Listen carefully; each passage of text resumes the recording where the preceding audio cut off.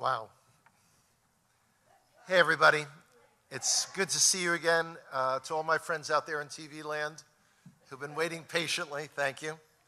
I was actually a little nervous when I heard that there was a whole group of new members that hadn't heard me yet. It's like, what do I say? Place your tray tables in the upright and locked position. Pull your seatbelt snug. Anyway. Can we have the first slide, guys? Y'all aren't napping, are you? Oh, excellent. As always, I do try to inject a little humor. This is a serious topic. And of course, the title is, Are you prepared to bless? Israel at war and what it means for America. Actually, the America piece should say for Americans, particularly if you identify as Messianic, Hebrew roots, or Christian. A much larger topic, which we'll probably touch upon on Monday, has to do with the fact that America is actually in a battle right now for its very soul. Many Americans seem blissfully unaware of it. They seem to be focused on which of the gas stations in a 6-mile radius can they pump gas for 4 cents a gallon cheaper. I tell them go to Costco, but what do I know? Anyway, let's just jump right in. First slide, please. Actually, next slide. Okay. I could spend the next hour and a half going over elements of the war. We're actually going to be doing that on Monday night. We're going to touch upon things now very briefly, but then on Monday night, y'all got to tune in. Monday night, 7 p.m., we'll be going over all the military aspects of the war because they're varied, what's worked, what hasn't, and why, what the strategic implications for the future are, as well as time for questions, possibly even some answers. And then, of course, since this is the last stop of 19, with a third Zoom presentation to come once I get up to New York, is really, I've never spoken this much in any speaking tour. And you always seem to get the same kind of questions. Like, just for instance, I'll just touch upon this for a quick second. The big thing that people asked me about when I was here in January and February was, I heard that President Trump is going to be building the third temple. So I do have a few that have come up, but let's take a quick look here. I want you to notice, I apologize because it's a little small, but I want you to notice how far Iran is from our country. Iran does not border Israel. Not at all. In fact, if Iran was going to send ground troops, they'd have to go through Iraq and Jordan and or Syria. It's far away. So what now? Just the quick recap, of course. October 7th, 2023. Israel is invaded by Hamas and the rest of the Gazans. There are no innocents in Gaza, and I smirk at those supercilious shirts that say free Gaza from Hamas. Hamas is the duly elected representative of the Gazans. Understand that. And they're not Palestinians because nothing has ever existed in the world called a Palestine to have people from that. Now, the very next day we're hit by missiles from Hezbollah, in effect the country within a country in Lebanon, and within days found ourselves in a 7-front war. Militia in Iraq, Syria, terrorists coming through Yehuda v'Shomron, Judea and Samaria, which the European Union still bizarrely calls the West Bank. Yemen, which is even further from our country than Iran, Iran itself, but there's also been an eighth front. And that has to do with public relations. And we have gotten our clocks cleaned. We have lost that from the first day. We'll talk more about that on Monday. Next slide, please.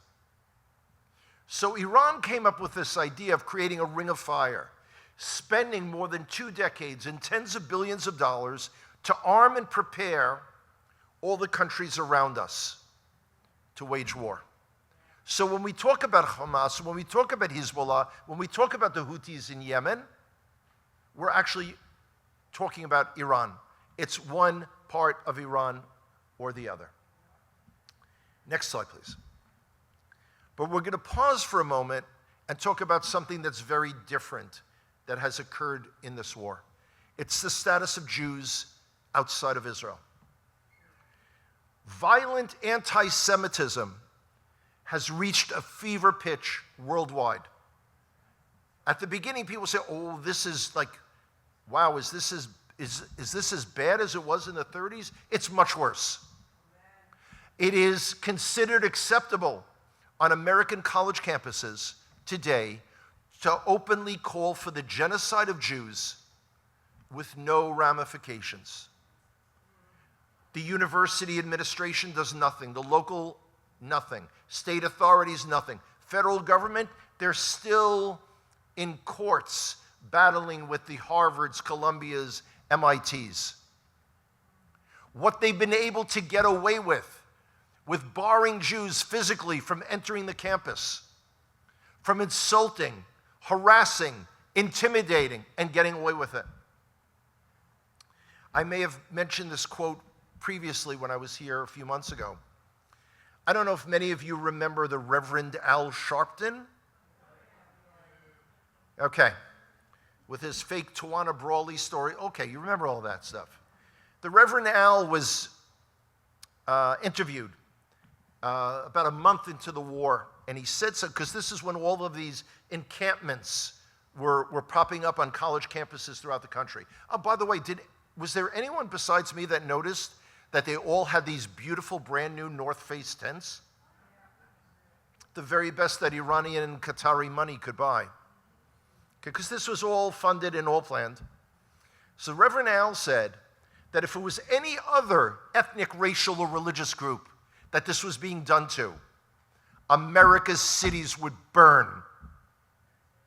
And it's to my eternal shame, having grown up as a Jew in this country, a Jewish American, that none of my co-religionists would go and bust some heads on college campuses. I mean, it's like, do you not? Well, we did in our day. Okay, let me summarize it for you very briefly. Next slide, please. So being Jewish in 2025 is knowing that if something happens to you, your loved ones will have to watch millions of people celebrating your death as millions more watch. This is astounding. This is absolutely crazy. Now, here it is in Israel. I came on July the 3rd. So we're running into bomb shelters and secure rooms as we're being hit by ballistic missiles. And I actually am getting messages from friends saying, do you think it's safe for you to go to the U.S. right now? And I have to tell you, as a visibly identifiable Jew, going through America's airports, let alone next week when I'm up in Nueva York, and I got to tell you, if you want to see where America is heading, look at New York City. In November, it is almost definite that they will be electing a mayor who is not only a jihadist, but he's a Marxist. I mean, these great ideas. Let's house the homeless on the subways. Say what? But he will not distance himself from the term globalize the intifada, openly calling for the murder of Jews worldwide. 33 years old, never worked for a living. He's going to be the mayor of America's largest city. If you're saying, well, wait a minute, there are 3 other candidates. Yeah.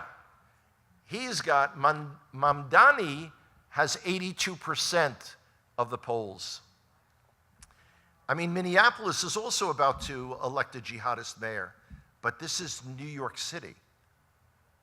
Next slide, please. So universities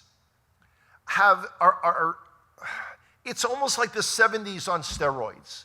The universities have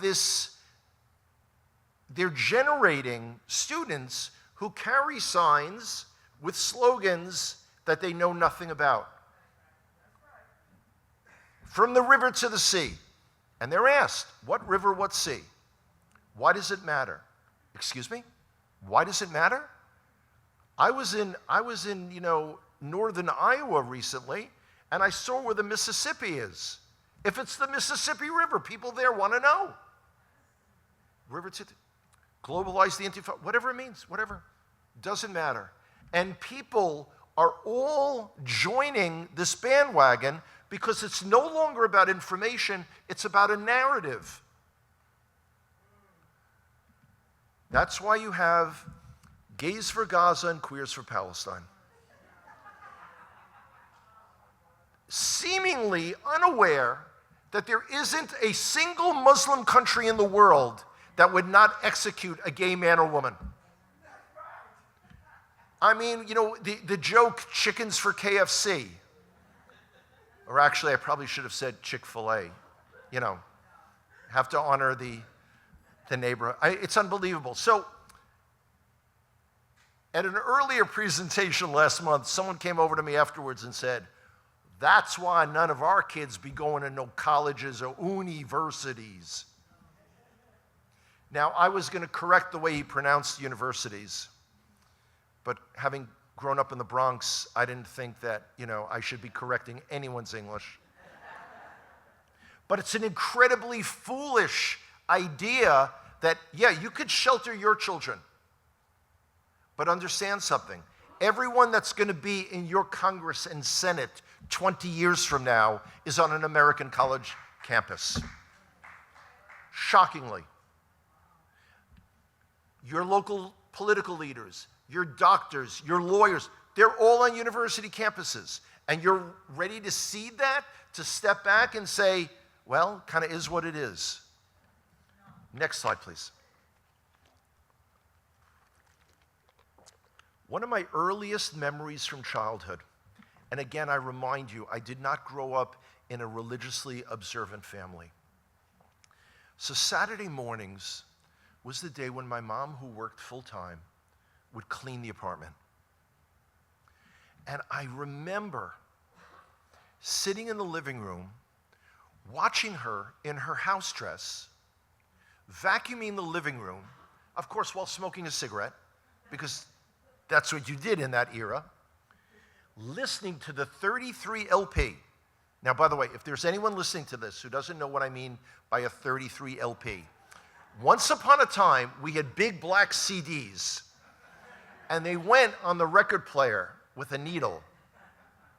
Really, it really happened. Mom loved the Motown sound, particularly the Temptations.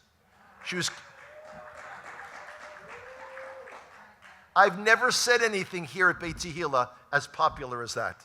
Amazing. Amazing. Now, I tried to get into the music that Mom was listening to. And the Temps had a song, Ball of Confusion. Remember? That's what the world is today. Hey, hey. Well, that's the world we're living in. That's the world we're living in. Everything is topsy-turvy, upside down. It's shocking.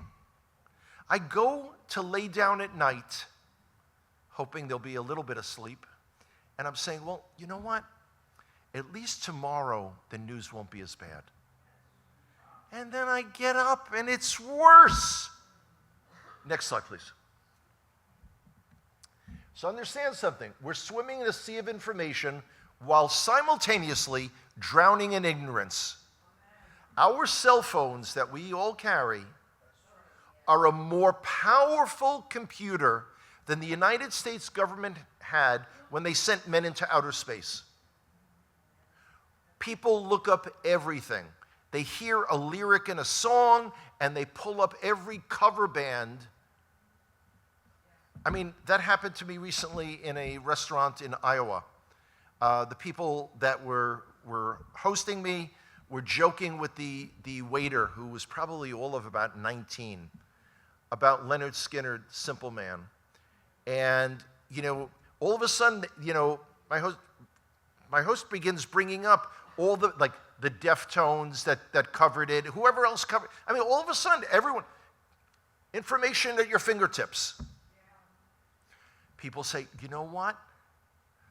Wow, Desiree just gave me a great recipe for fried Cajun spiced cauliflower.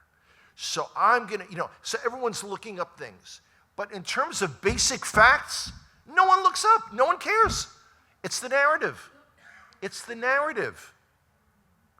That's why you've got rumors and innuendos. Next slide, please.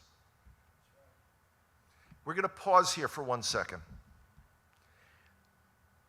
I'm asking rhetorically now. Does anyone even know how many people approximately have been killed in Gaza? Now, part of the problem that we can't answer that definitively is because all of the statistics have come from something called the Gaza Health Ministry, which is run by Hamas. So do you remember early in the war, there was a report that there had been an Israeli airstrike that took out a hospital, 500 dead. Now, I was in New York City on and after 9/11, and it took weeks to know how many people were killed. But instantly guess what? By the next day, we found out that the terrorists had fired a missile. It fell short.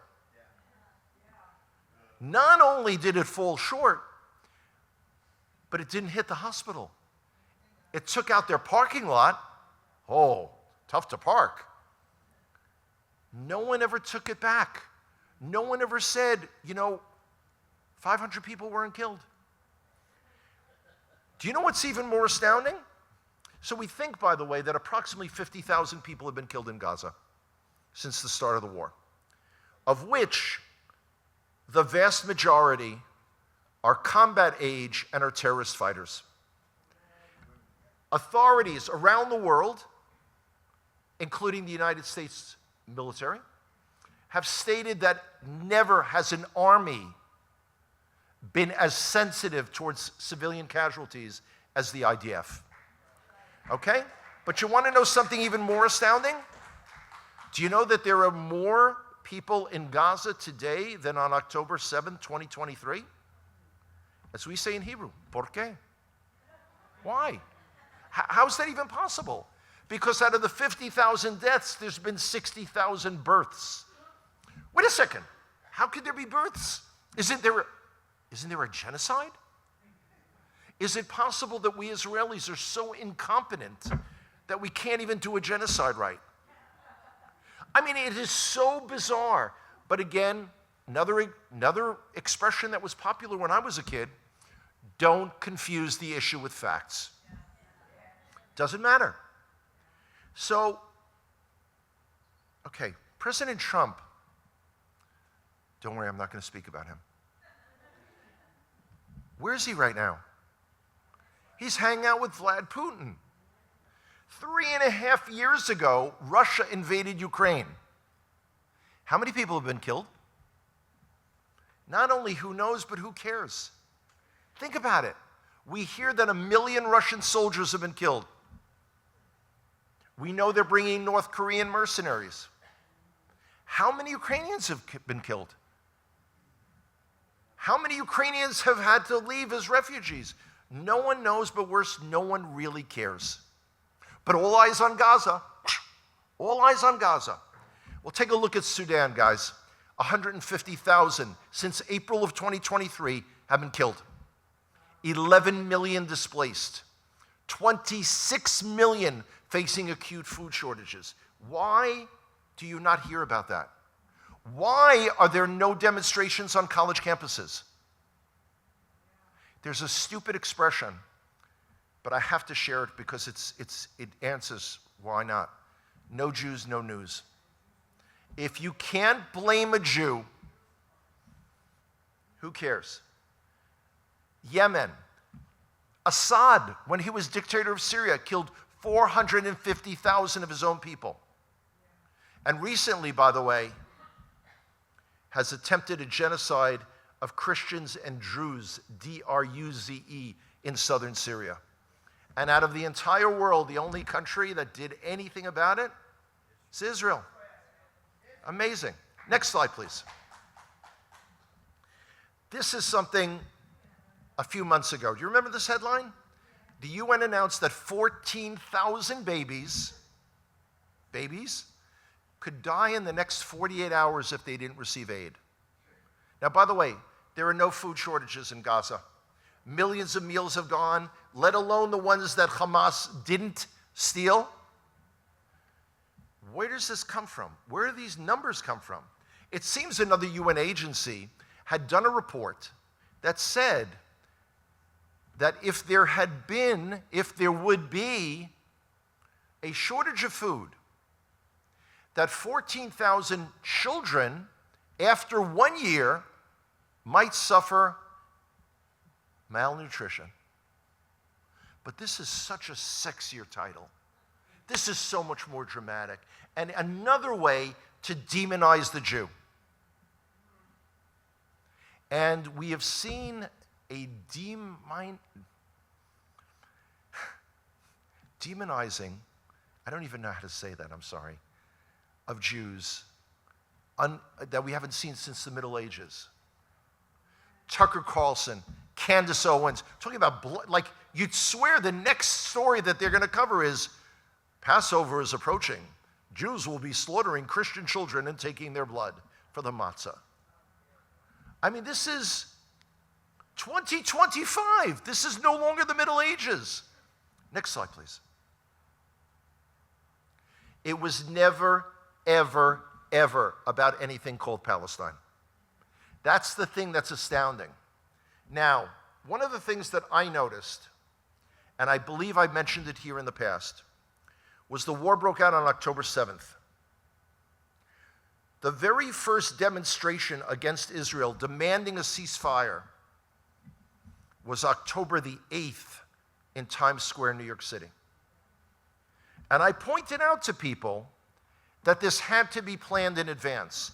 They had all the signs pre-printed and calling for a ceasefire. Understand something, by October 8th, we had done nothing. We were reeling. We were so caught off guard. There were no Israeli troops in Gaza, but calling for a ceasefire. No one, by the way, at that time with 251 hostages, no one was calling, release the hostages, end this thing before it starts. But I pointed out that they knew this in advance. People say, how do you know that? Very simple. I've participated in more than a few demonstrations in New York City in my lifetime, and there's no way you can get a police permit overnight, let alone get signs printed on a weekend. So they knew. Never about anything called a Palestine. We're going to talk more about this in a little while. Next slide, please. Okay, this is my 4th trip to the U.S. since the war began, and I've been sharing each time some of the slogans that are being used. Globalize the Intifada. And I remember in a previous presentation having pictures of what our bombed out buses looked like in the early 2000s when these, I was about to say suicide bombers, they're actually homicide bombers that strap on explosives with nails and bolts dipped in rat poison and got on buses, cafes, pizza shops. For those of you who ever, gone on a tour with me in Jerusalem, I'll point out the places that were blown up.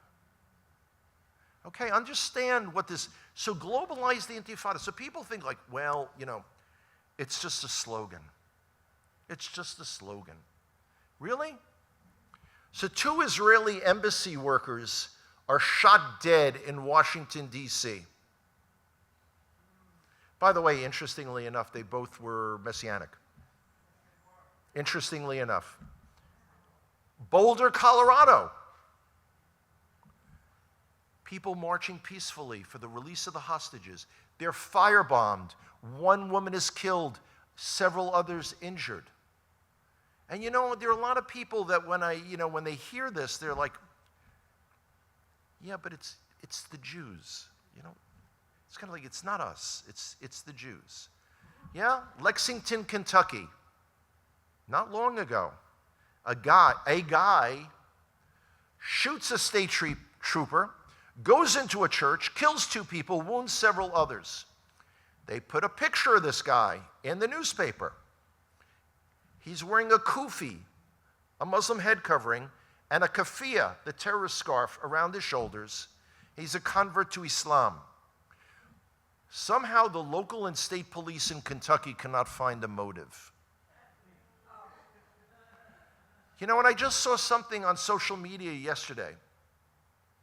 If you're walking by a Christian and they yell out, "Praise God," you know that something wonderful has just happened to them. If you're walking past a Jewish person who says, "Baruch Hashem," you know that they're thanking God for something. If you're walking past someone who yells out, "Allahu Akbar," you run for cover because you're about to die. This is the world that America doesn't seem to realize right now. People forget Christmas time in New Orleans, the truck with the big ISIS flag mowing down people. Coming to a neighborhood near you, sadly. Next slide, please.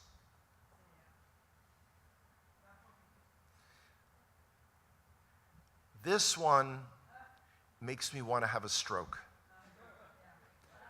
Okay, Jesus the Palestinian.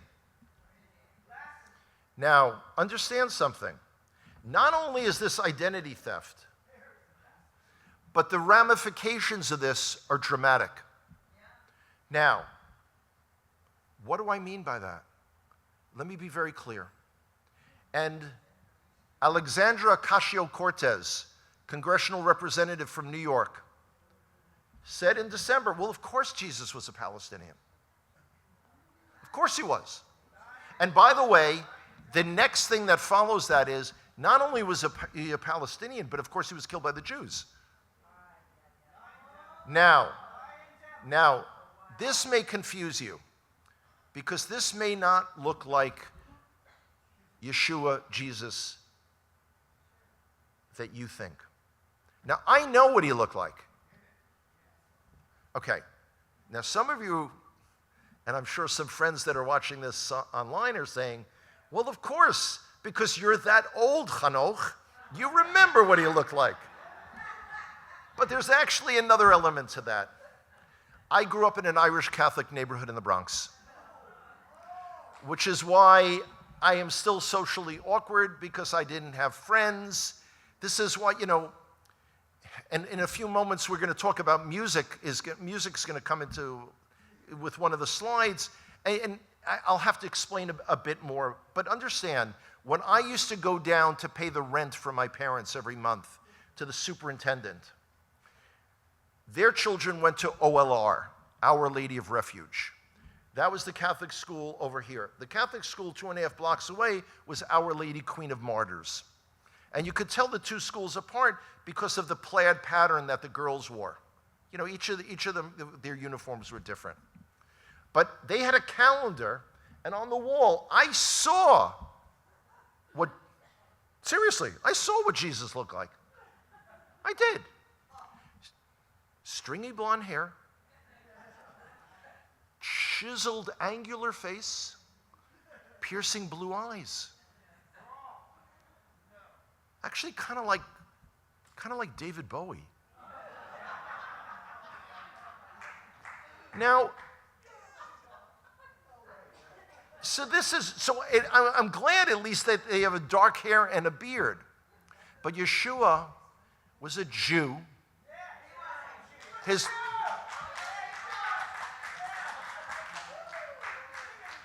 hard to keep up with this crowd today. So Yeshua, by the way, and here's the irony, growing up in Bethlehem, being born in Bethlehem, do you realize that Miriam and Yosef would have been denied entry as Jews because that's controlled by the so-called Palestinian Authority? Okay, so here it is. But now all of a sudden he becomes a Palestinian martyr. It's crazy. It's great. Next slide, please. Okay. Now, here's the... I'm glad I don't drink coffee. Okay. So my musical taste. Now, first of all, I do have to preface it. So growing up in an Irish Catholic neighborhood, I didn't have friends. None of the girls in the neighborhood would go out with me because I'm a Jew. Okay, so I spent a lot of time alone, and I listened to music. Now, understand, this is the 70s. It's when I grew up. So my musical tastes, Leonard Skinner, Led Zeppelin, don't freak, Black Sabbath. So that's what I listened to. And you know, it's funny, now at this stage in life, realizing that I have such trouble unwinding and falling asleep, I'm wondering, in 7th grade, listening to Paranoid on a cassette tape was not the best way to go to sleep. I don't know. When Pastor Nick advised me that I would sleep better if I would listen to noise, that's not what he was talking about. But I did. Anyway, the generation before me, though, had some really great singers. And there was an amazing singer by the name of Sam Cooke. And he had a song with these lyrics. Don't know much about history. Okay? Those 5 words need to be sung on every American college campus today. This needs to be their pledge. You cannot get your diploma unless you admit that we don't know much about history. I could not have ever imagined that there would be such a desire on the part of among the most educated people to be a group of mental midgets. Shocking. Next slide, please. Okay. So among the, you now know, you can say whatever you want about Jews, and you don't have to prove it. So you've got Candace Owens with these incredible blood libels, Joe Rogan, you name it. I mean, like, everyone's jumping on the bandwagon. We're called Nazis. I mean, what an inversion of the truth. But we're called colonizers as well. Actually, white colonizers. And I've got to draw a point. I know a number of you have been to Israel. By the way, who here has been to Israel so far? Wow. Okay, by the way, for those of you who didn't raise your hands, the acceptable response is not yet. Okay? This is Beit Tehila. Y'all have no choice. Okay? Walk down the streets of Jerusalem. Look at what we Jews look like, and you'll notice something. You'll say, Hanoch is one of the whitest Jews I've ever seen. In Israel, I'm like Casper the Friendly Ghost. But again, you can label any way you want. Now, when a country colonizes another country, they leave their imprint. You could tell they've been colonized. That's why, by the way, the Australians still drive on the wrong side of the road. Can't blame the Americans, it was the Brits. So 67 countries around the world speak English. Wow. 21 countries speak Spanish. ¿Por qué no? Of course. 29 countries speak French. Flu, flu, flu, flu, flu. Do you remember the way Joey Tribbiani on Friends spoke French? Yeah, okay. 22 countries, all of which are Muslim, by the way, speak Arabic around us.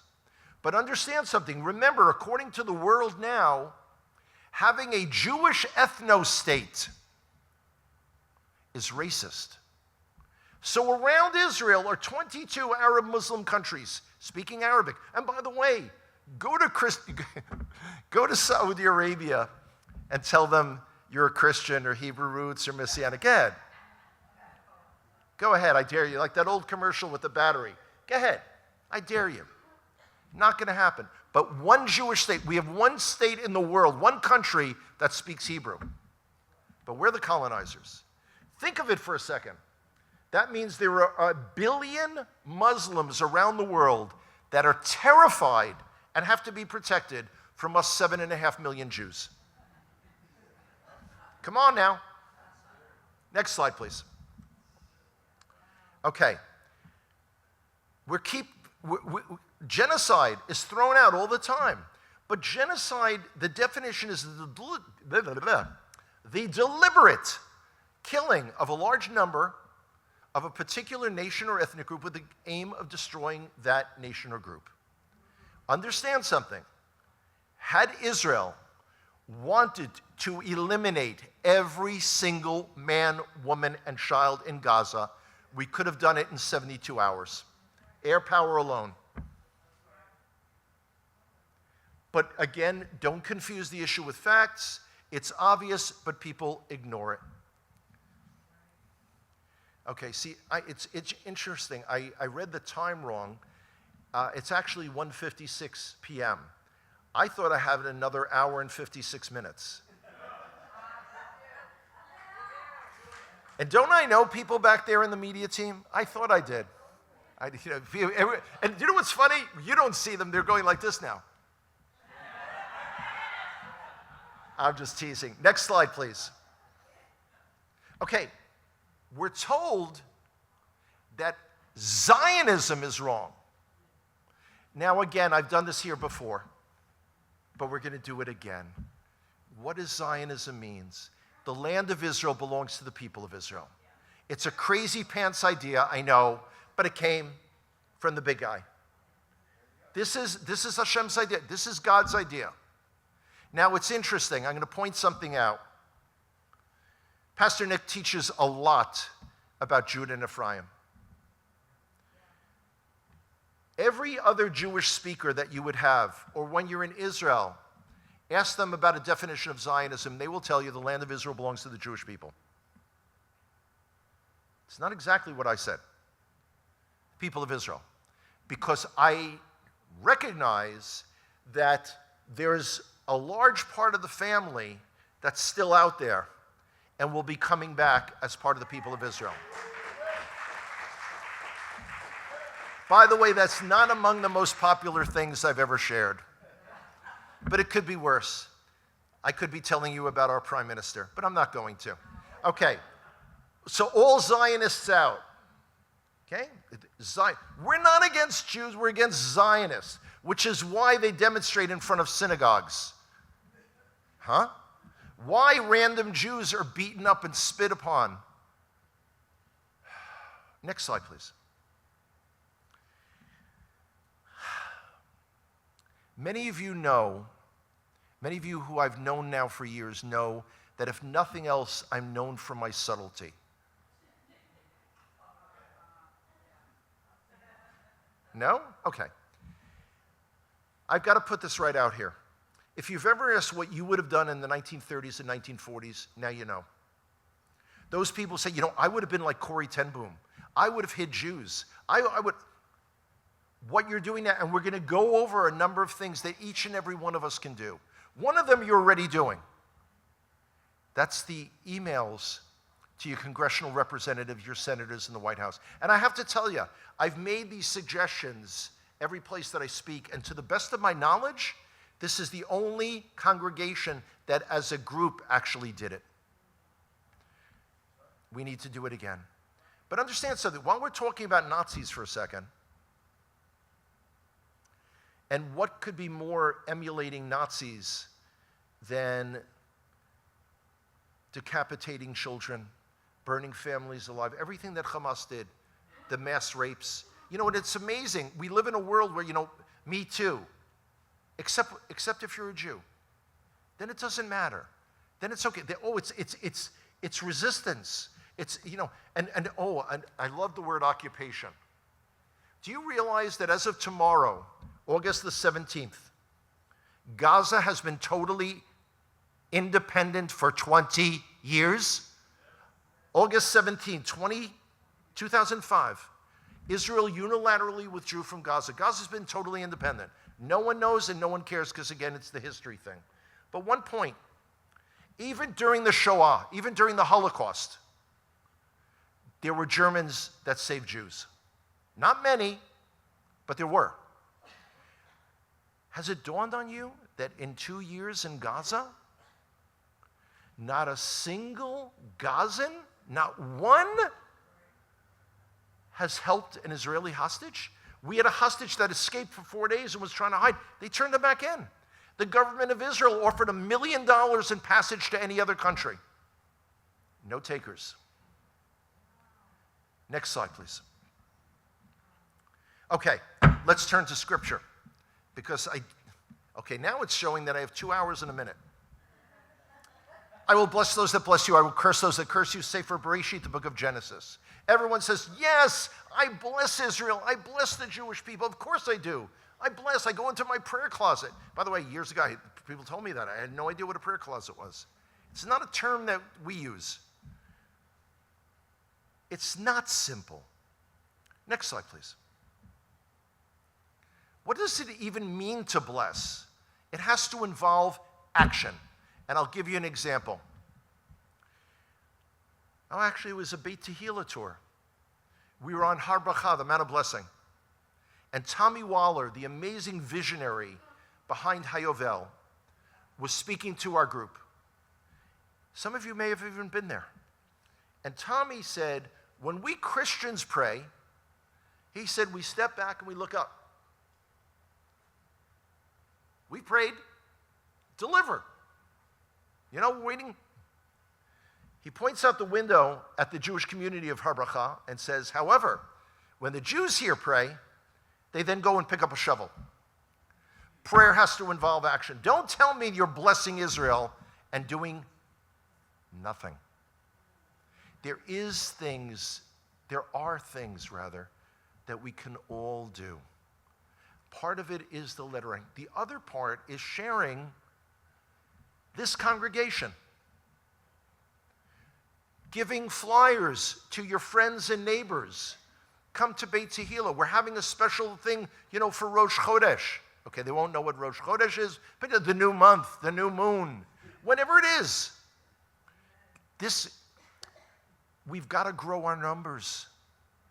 It also means that you yourselves have to be prepared to share and teach, even little bits, even just have an idea of what to share on Facebook or Instagram or whatever it might be. But it has to involve action.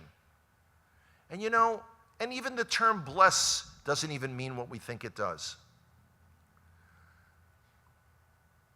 It wasn't until 2009, right before going on Aliyah, moving to Israel. I had friends that invited me to come and spend my birthday with them. Usually my birthday is right around the time that I come here. But anyway, they invited me to come and hang out with them. And this was my first time south of Washington, D.C. And I learned the expression, oh, bless her heart. And that's when I quickly realized that when you say bless, it may not mean to bless at all. Next slide, please. So Zionism. If you believe in the God of Abraham, Isaac, and Jacob, you are a Zionist. This is, and understand something. In the great lyrics of Josh Waller, there's a line in the sand. Where will you stand? Again, I've shared with you. I picture Hashem sitting up there saying, Is you is or is you ain't my constituency. When this war is over, we're going to see who's on what side. This is amazing. And, you know, when I mention about America, or that it's never anything about a Palestine, and we'll do a little history bit in a moment, I was horrified when I was watching videos of the ICE riots in Los Angeles, Immigration and Customs Enforcement. They were on the jihadist supporters were on an overpass, and they were throwing down cinder blocks on police vehicles. Shockingly, the police did nothing to get them out of there. Shocking. But understand something. The very first day they were out there, they were waving Mexican flags. By day 2, they had the Mexican flag and the PLO flag. As we say in Hebrew, Ma Keshel, what's the connection? And it's this bizarre view. And you hear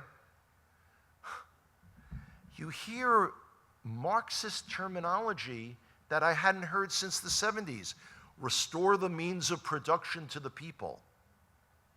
This is crazy. Now understand, when I say the PLO flag, I don't refer to it as the Palestinian flag because it's not. Yasser Arafat, an Egyptian in the employ of the KGB, 1964, created something called the Palestine Liberation Organization. He took the Jordanian flag, pulled the star off, and all of a sudden, 3,000 years of Palestinian history was born. Again, now you've got, England, France, Australia, Canada, everyone's going to recognize a Palestine. Where? In Hillsborough County? You all have a big enough mosque? I mean, really, it's no joke. Where? No borders, doesn't matter. Doesn't matter. They're just going to do it. Here's an interesting point. 1948 to 1967. Who controlled Gaza? Egypt. 1948 to 1967, same 19-year time frame. Who controlled Judea, Samaria, and the old city of Jerusalem? Jordan. So wait a second. Why did no one call for a Palestinian state? Certainly Egypt would have, right? Egypt, which has 7 layers of fences between them and Gaza. No one talks about that. People say, well, Israel surrounded Gaza. We haven't surrounded Gaza. There's the Mediterranean, and there's Egypt. Wow. So no one called for the creation of a Palestinian state. But wait a second. If all of Gaza and Judea and Samaria, the so-called West Bank, and the old city of Jerusalem were not in Israeli hands, what is it that y'all wanted to liberate? It's the whole enchilada. It's Israel. Next slide, please. All right, this is a little bit of a tease. What do Pesach, Sukkot, and Hanukkah have in common? Now, you can't say it's one of the biblically mandated festivals. And by the way, I love running into people who say to me, we don't celebrate Hanukkah because it's not in the Bible. Well, it's funny because y'all tell me that you're disciples of Yeshua, but the book of John says that he was there in the temple courtyards for the Feast of Dedication. Dedication is Hanukkah. Trust me, it's the root of my name. Hanoch, Hanukkah. All those names that are difficult to pronounce, I'm sorry. So what do they have in common? They're all about the land of Israel. It's all about the land of Israel. Next slide, please. Will a nation be born in a moment? I don't like this quote from Yeshayahu, Isaiah, because it gives people the idea that Israel was born in a moment in May of 1948. Israel is 3,000 years old, 77 years young. Okay? Very important to remember that. A nation could be reborn, regathered, reconstituted, but not born. We were born a long time ago. Next slide, please. We in Israel are the same people speaking the same language in the same land, by the way, called by the same name, with the same faith. If you don't see the hand of God, y'all need to have your eyes and ears cleaned out, let alone your heart. Because this is what it's about. We're living in an era where Hashem has began the process of regathering his people. This is his plan. Now, some of the people still have this kind of strange view of how God should operate in the world. Like people say to me, I don't understand why God didn't swat away the Iranian ballistic missiles. And the same reason that the sea isn't splitting anymore. We're not in that era. We're living in an era of partnership. We are to elevate our society, our congregations, our families to be more God-like. We are working in conjunction with our Father in heaven. Next slide, please. The world is changing. Are you even willing to acknowledge it? People, I meet them. It's like nothing's new. Same old stuff. This is not the same old stuff. It was not, like years ago when I went into Tower Records in Manhattan and found that they no longer had records, but they had cassette tapes, which were shortly replaced by DVDs. I'm not talking about that kind of change. I'm talking about where the society and the values of society. I watch these things on Instagram of people getting into fistfights on airplanes because someone's wearing a Make America Great hat. Someone else finds it insulting, finds it, it offends them. This world has gone insane. And it's time for us to be more grounded than ever before. Next slide, please. This is a hard pill for some people to swallow, which is, of course, why I included it. Israel is the source of all the blessing in the world. You will be rewarded by where you stand with Israel. And now, in particular, at a time when people who had been with us are pulling away. Among the groups that canceled on me at the last minute was a messianic, I stress this, a messianic congregation in Des Moines, Iowa, the state capital. And when they sent a note back to the people that were arranging this for me, they said the following. They were concerned about reprisals for providing a platform for a Jewish speaker. Yo, what's up with that? You'll notice, by the way, they did not say an Israeli speaker. They did not say a fanatical Zionist speaker, guilty as charged. A Jewish speaker. It's a messianic congregation. So actually, I wasn't going to say this, but what the heck. I actually asked the people that were driving me, I had to go back and stay over last night in Des Moines so I could get to the airport at 4:30 the next day. So it was late, it was about 11 something, and I was coming from Sioux City, Sioux something, wherever. Tracy, you would know. Okay. So I'm coming from there, and I said, could we stop in Des Moines before we go to the hotel? Now, this is already like 11:45 at this point. I'm only going to get about 45 minutes sleep anyway. Can we stop at the congregation? This is Hanoch. It's late at night. No one's there. I said, I know that, but I want to break their windows. You can't simply do that. You can't simply turn on the Jewish people and not expect repercussions. Next slide, please. Okay, feeling funders' fatigue. When I worked for not-for-profit, I saw that the problem is, and this is true in congregations, it's generally a smaller group of people that provides most of the funding. And they're the ones tapped on the shoulder all the time. Hey, we want to send the youth group to Israel. Hey, there's a dance troupe in Mexico, in Cancun, of course. Can we, people get tired of that. So when I said about blessing Israel, people say, oh, you're going to ask them to give money. And I've said this before and I'll repeat it. as much as I appreciate you being donors, I'd like you to become fundraisers.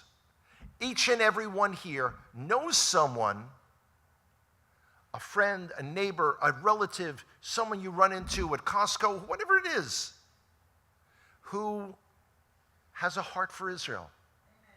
So you pick a project that you want to support or that is coming from Beit Tehila, and you hit them up for money. You give them that opportunity to do that. Of course, contacting people, but you know that this is a powerful congregation. And the people listening know that their groups are powerful or potentially powerful congregations. This is the time to get organized. The other side is doing it. They're working tirelessly. They interrupt school board meetings across America to pass some resolution for something called Palestine. Why don't you just do it for Never Never Land? I feel like, who's in charge? Captain Jack Sparrow or something. I don't know. People just making stuff up. Next slide, please. There was a really bad movie when I was a little boy. I don't think I ever saw it, called What Did You Do in the War, Daddy? When this war is over, trust me on this one, you don't want to be looking in the mirror saying, you know what? I did nothing. You want to be involved. It's time to get back in the game. It's time for us to up our game. Next slide, please. It's interesting. I've been traveling to the States now for 12 years. Now it's only twice a year. It used to be 3 and 4 times. And a trip to Germany to speak at a conference, a trip to Sri Lanka to teach the Ephraimite community years ago, back in 2016. But in these 12 years, I figured out that I've gained about 35 years chronologically. And this is a stage in life where we start looking around and saying, what is it that we want said about us?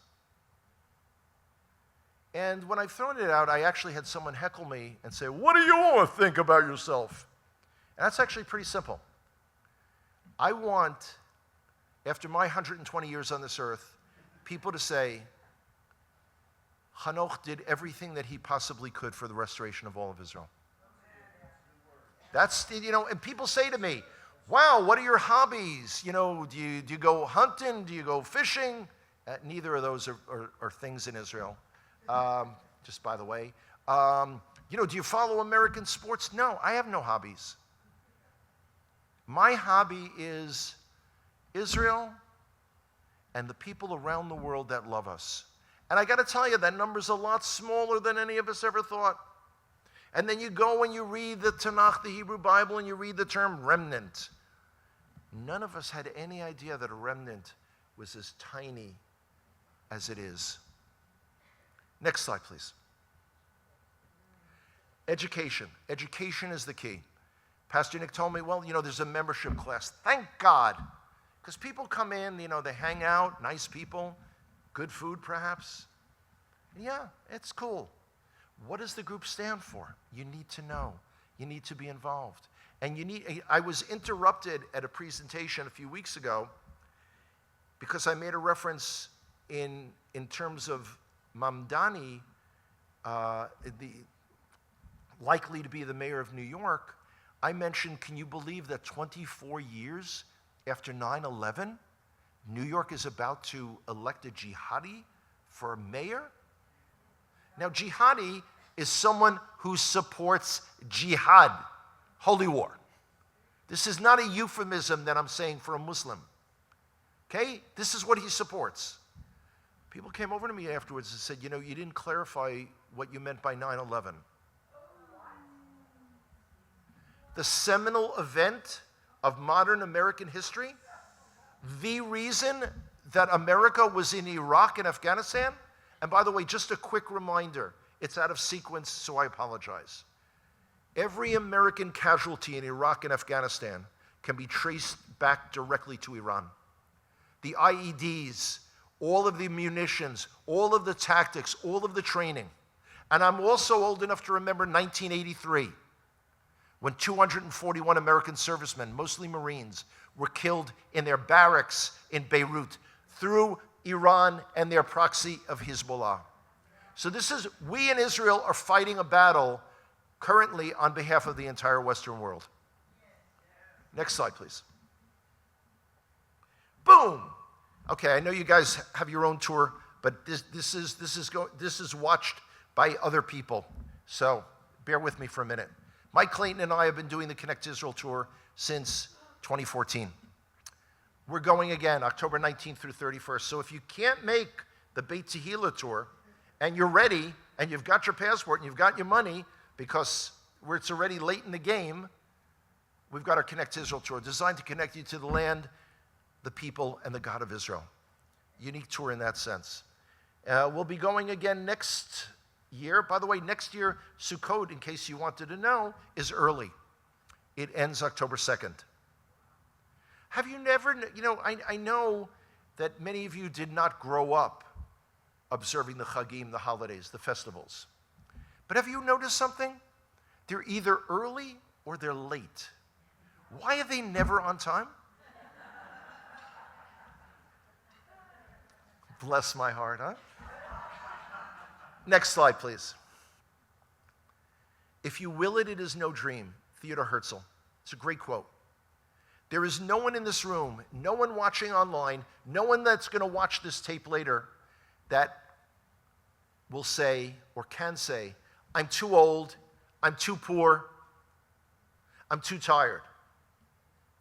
The task is great. The boss is demanding, and we're running out of time. Think of the Wizard of Oz. That big hourglass. The hourglass has been turned over. I don't know how much sand is in there, but it's running down.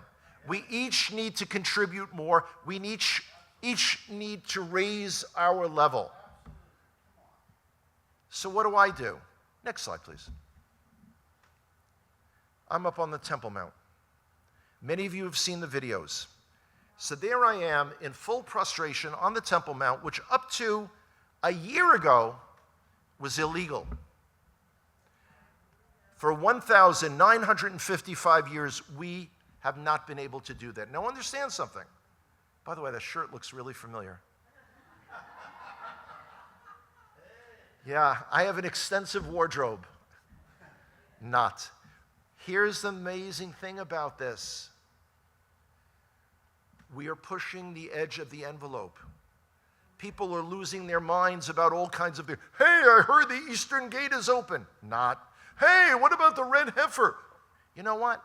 This is restoring full prayer rights on the Har HaBayit, on the Temple Mount. We are doing, now we Jews cannot prostrate anywhere else in the world. I can't go into a synagogue and do that. Not even a synagogue in Jerusalem. Certainly not at the western outer retaining wall, which, please know, was not a wall of the Second Temple. It was the box built to support the mountain. If you think of a house with a white picket fence, the western wall is the white picket fence. And by the way, when our group goes up to pray on the Temple Mount, we yell down to the Jews at the Kotel, no need to keep praying in the basement. Come on upstairs. Again, remember, subtlety is what I'm known for. Next slide, please. Okay, I would really like y'all to stay in touch with me. My website is kolyehuda.com, KOLYEHUDA.com. I will quickly respond from my personal email. By the way, all that means is a voice from Judah. That's all that Kol Yehuda means. Now, please understand, that is not an organization, either profit or non-profit. It is not a ministry, what you all call a ministry. So if for whatever reason you feel in your heart that you want to write me a check, the folks, the lovely folks at TD Bank have no idea who Kol Yehuda is. They know me, Hanoch Young, but okay. Next slide, please. I've never done this before, this trip. And this is just a reminder that if you've been gaining anything from my presentations, from what I post on social media, and by the way, if you are on Facebook, you have until 10 o'clock tonight to friend me. Otherwise, I cannot describe what might happen to you or your windows. No, this is Florida. I am not breaking the law in Florida. Although I have been asking around very nicely if there are any demonstrators and if I could borrow a car.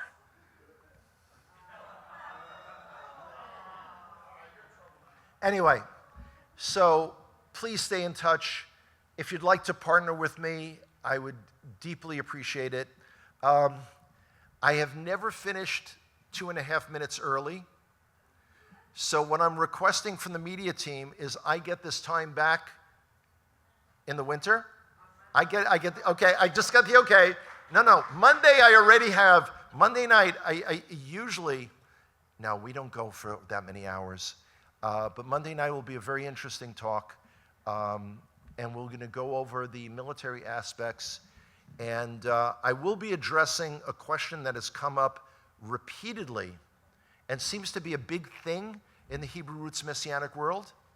This belief, strange belief, that somehow Israel intentionally allowed October 7th to happen. And I will prove to you definitively that is not the case. Anyway, Toda Rabah, thank you from my heart for everything. I look forward to seeing you again and again, hopefully with Hashem's help on Monday night. Be strong, be safe, be solid in your faith and in your love of Israel. We love you and appreciate you. Thank you.